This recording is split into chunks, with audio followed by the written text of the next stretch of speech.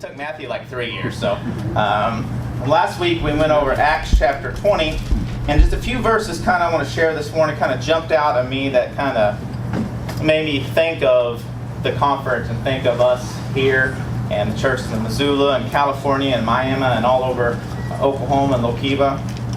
So let's go to Acts chapter 20. Acts chapter 20. Tonight's not my devotion night. Tonight's Scott's devotion night, but for whatever reason I wanted to talk, so. You can have it. Acts chapter 20, verse. Right. This is Apostle Paul. He's on his third missionary journey. He's been traveling many miles. And he's about to leave and head back to Jerusalem. Get to verse 17. It says, "From Miletus he sent to Ephesus and called the elders of the church. And when they were come to him, he said to them, Ye know from the first day that I came into Asia, after what manner I have seen with you at all seasons, serving the Lord with all humility of mind, and with many tears and temptations, which befell me by the lying and weight of the Jews. And how I kept back nothing that was profitable unto you, but have showed you and have taught you publicly, and from house to house." Now jump down to verse 27. It says, "For I have not shunned to declare unto you all the counsel of God." There in verse 18, Paul says, "You know everything about me. I'm an open book, and you know that I am dedicated to the Lord. He is my first priority at all times. I'm dedicated to Him." Verse 19 says serving. And for those here that know the Greek, what does that serving, where does that come from? To what? Yes. It's the bond slave. It's the difference between a regular slave and a willing servant. He's a willing servant. The Lord is the most important thing to him, no matter the consequences. Did Paul ever face hatred from his brethren? Did he lose friends? Did he lose family? Was he stoned? Was he shipwrecked? Anybody here ever been stoned? Ever? I've had my sister hit me with a wiffle ball bat. But other than that, never been stoned before.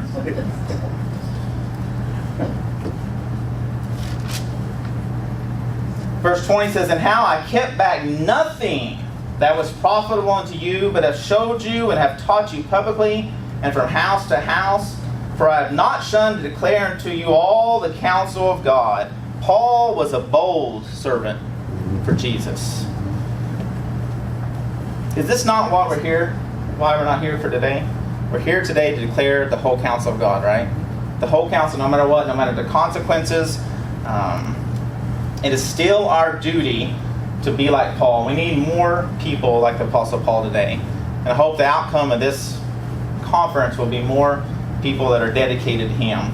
So in a nutshell, what we talked about last Sunday is that these verses talk about the dedication to serve the Lord. When I thought about dedication, I thought about Mike Maney and his 43 years of pastoring the church of Missoula. Would y'all not think that's dedication? 43 years. Are you a millionaire? Yes. Yeah. You have a private plane, right? I have the riches of Christ. Yes. Amen to that. 43 years. That's dedication, right? I think of Noah Ward, the pastor of Banner Missionary Baptist Church in Pueblo, Colorado. He told me he got up at 0400 this morning. He drove how many miles? Not quite 600. About 600 miles to be here. Is that dedication? Yeah. Is that dedication to the Lord?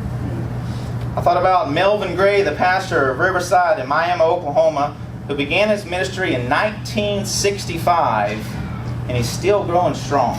Amen. Still going strong. Knocking doors. Not knocking down doors, but knocking on doors. Might be knocking down doors. I don't know. Going to Brahms, witnessing. That's dedication.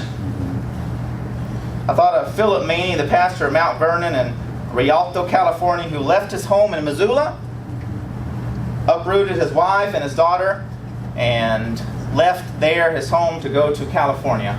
I think that's dedication. Dedication to serve the Lord. And I thought these are the types of young men we still need today. We need young men that are going to sacrifice their career, everything. They'd be willing to give up their lives for the Lord. He gave up His life for us, right? Amen. If we want to hear, well done, thy good and faithful servant, we need to dedicate our lives to Him.